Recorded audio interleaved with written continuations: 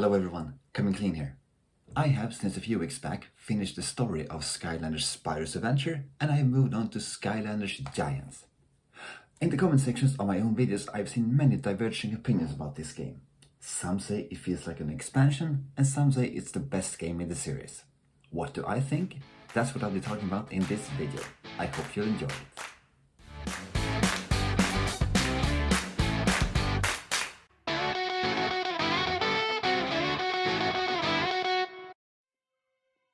Just a quick disclaimer that I'm only a couple of hours into the game, but I like what I'm seeing so far. Just by watching the first cutscene, you get the feeling that this will be a more story-heavy game. I really like how everything takes off just where the first game ended, and it really adds to the sort of metagame that it all starts in a toy store.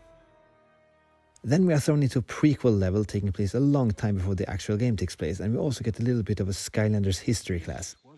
The story elements about the Giants battle with the Archaeans doesn't feel out of place at all, and my guess is that this was all there in the universe the developer created prior to the first game.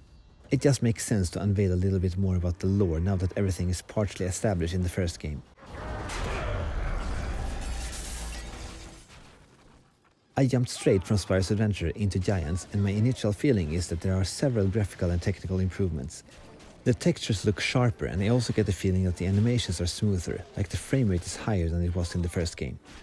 I haven't been able to confirm this, so it might just be my imagination.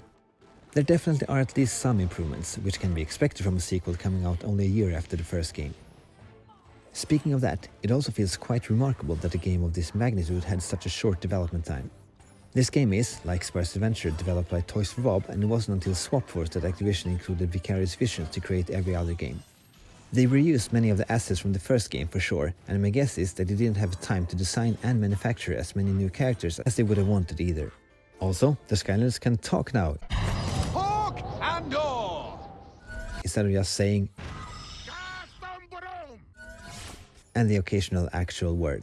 It may seem like a small detail, but I think it really adds to their character. One more thing I think is a vast improvement is the hub area that now is a flying, customizable ship. Not only can you take in the views of the Skylands between levels, you can also personalize an important part of your adventure too. The feeling of being out on an adventure is much more present in this game. There's also more to do in the hub. Some of the cast of the previous games are here again, serving more or less the same purpose, but a great addition is the salesman Auric. He can sell you hats and also certain heroic challenges among other things. I'm not sure if I will clean out his stock, but it's great that you can spend cash on something new in the hub.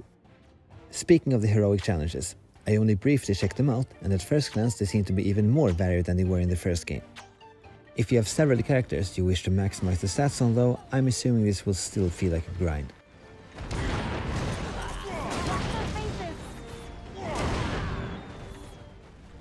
There are a few more things that remain the same, like the lack of a jump button for example.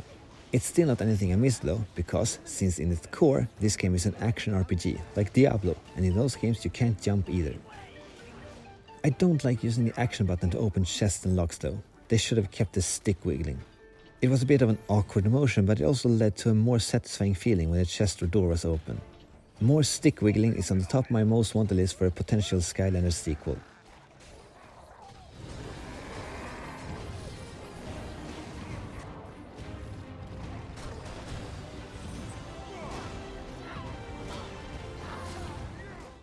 I have a little bit of a problem with the Giants. It's not their design, they are terrifically designed, and it's not their movesets, those are great too.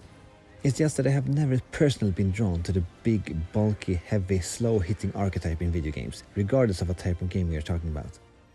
My thing has always been the quick, nimble, agile characters or the more technical ones. I suppose that Giants makes a lot of sense as a second step in the series though. Skylanders Giants also does sound a little bit better than Skylanders. Quick, nimble, and also technical characters, after all. All jokes aside, Giants clearly signal that they are imposing, mighty creatures compared to the core Skylanders, and it was a perfectly logical step for the series. This is just a quirk of my own. I know a lot of people like the Giants. Then we have a bunch of new core Skylanders. I really like how they are designed too. They clearly follow the aesthetics from the first game, and they fit right in when compared to the original 32. Then we have the REPOSES too, that are different but also very similar versions of the characters from the first game. I won't get into them more at this time.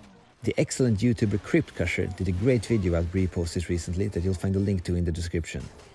What I also like is of course that everything from the first game is forwards compatible with Giants, and the REPOSES are also backwards compatible.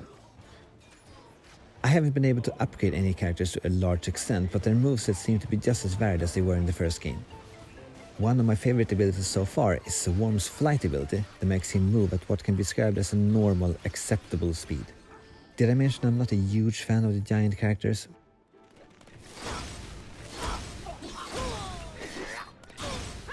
I also saw another KRYPT video, one of his basically videos, and this one was about Fizz.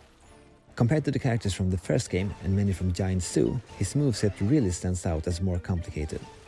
When upgraded, Fizz can switch his potions, and they all have different effects when thrown with his main attack. And they changed Fizz's special attack he uses when he drinks the potion and becomes a beast.